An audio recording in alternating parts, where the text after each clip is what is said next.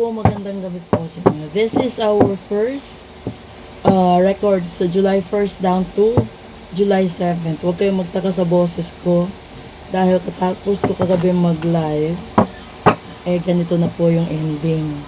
So, intindihin nyo na lang po yung boses ko. Yung gagawin po natin dito, this is our healthy reading, episode 109. July 1st down to July 7th. So, susubukan ko na mayroon pa akong boses na mag-explain.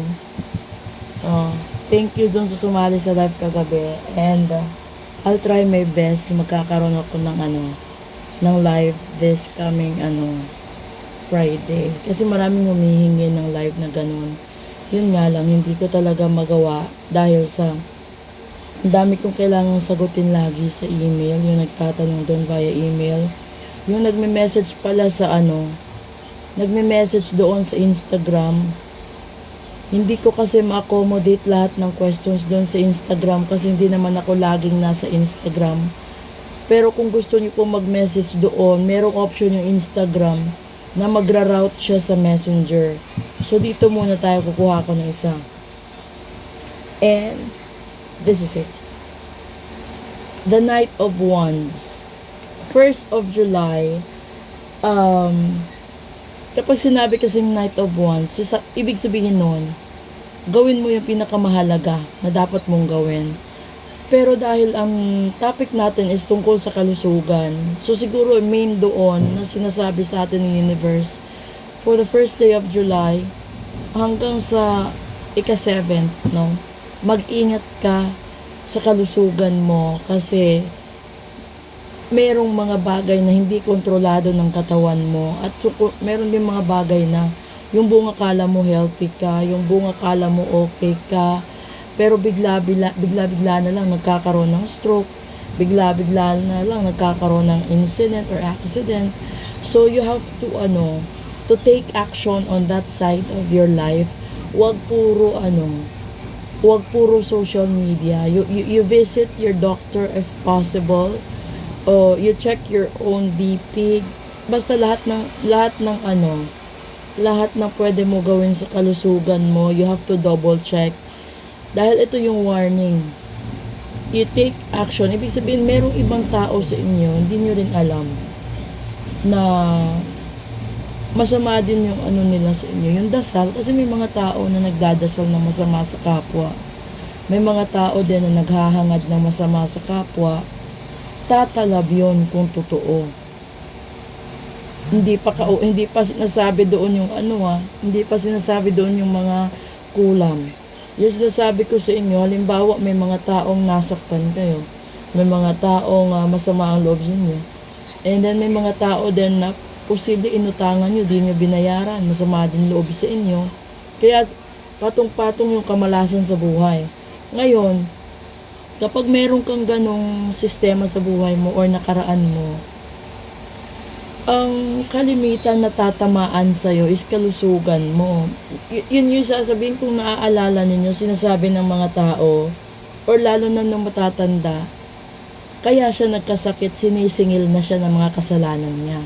Kaya siya minamalas kasi sinisingil siya ng mga kasalanan niya. Ito yung pinapahiwatig ngayon ng card. Maliban sa pagiging matapang, maliban sa pagiging alerto sa kalusugan mo, mapagmatsyag ka sa pang-araw-araw mo na kilos from July 1 to July 7.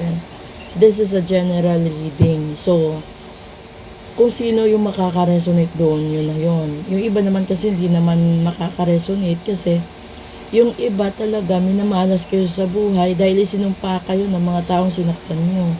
Isinumpa kayo ng mga taong nadehado. Yung iba din naman ay saksakan talaga ng sama. Pinapabarang na kayo. Kaya kayo nagkakasakit. Kaya kayo nauospital. Yung hindi nyo lang siguro halimbawa, kasi meron kaninang nag-message sa akin na naginip siya, tinahi daw yung bibig niya. Kung ganun tipo yung panaginip mo, na tinahi yung bibig mo, ibig sabihin nun, gusto kang patahimikin ng kalaban mo. Ibig sabihin na patahimikin is totally tahimik talaga. That is 6 feet below the ground. So, wag mong isawalang bahala kapag ganun yung panaginip mo. Kasi, nung Monday, nagsimula yung full moon.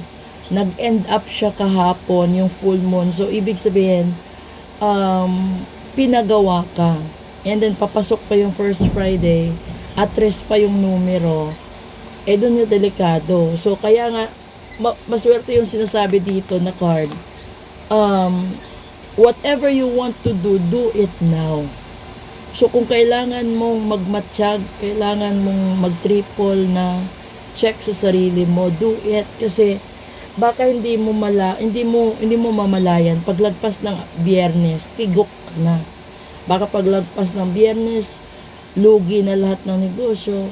Baka paglagpas ng Biyernes, nadamay yung pamilya mo. Ganun po yun. Ngayon, sasabihin ng mga masasamang ugali, karma niya yan.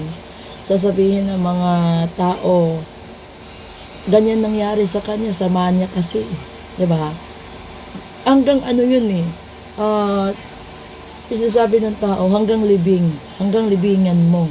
Kapag masama ugali mo, hanggang libingan talaga. May mga tao magsasabi na hindi maganda. Tingnan natin yung bottom deck The bottom deck is family. So, kung meron kang nagawang pagkakamali, unang matatamaan is pamilya. Kung meron kang hindi iniingatan, pamilya tatamaan. Yung itaas, tignan natin. Transition. So, ibig sabihin nito, magbago ka. Ibig sabihin nito, lumipat ka. It's either lumipat ka ng bahay, lumipat ka ng trabaho, mag-ibang negosyo, mag-ibang bansa, ganun. So, sa loob ng 7 araw, yun yung gawin mo. Mag-ingat ka kasi hindi maganda yung warning sa'yo ng panahon. Ngayon pa naman, July 1st, di ba? And then Wednesday, first Friday is the 3rd. So, yun yung pinaka masama na kapag may mga taong nagbarang sa'yo, address yung numero. 3 ang espiritu ni Kristo. Ni Kristo. So, ibig sabihin, kapag itinilaga ka sa first Friday, sa tawag nito, kasi yung ibang tao pag nag-isip, yung iniisip talaga nila, yung Friday is yung literal na Friday natin.